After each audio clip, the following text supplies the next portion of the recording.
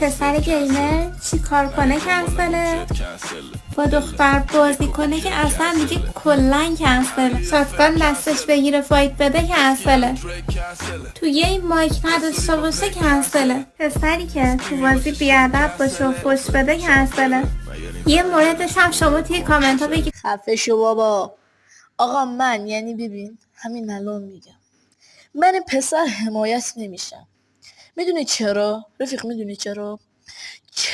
چون اینکه پسرای این نسل کلا حولن، دنبال کلا دخترن. میدونم الان اینجا اسکوپ گذاشتم، اینا حواسم نبود اسکوپ گذاشتم و الان میگه چقدر نوبی تو، ولی همین سولو رو یه دختر میزن وای تو چقدر پرویی، چقدر ازت خوشم میاد، چقدر خوشگلی، چی فلان فلان.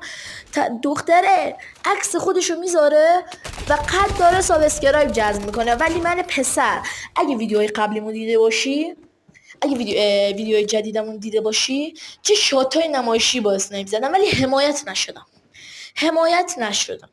ولی اون دختره یکبری داره همینطور میلیونی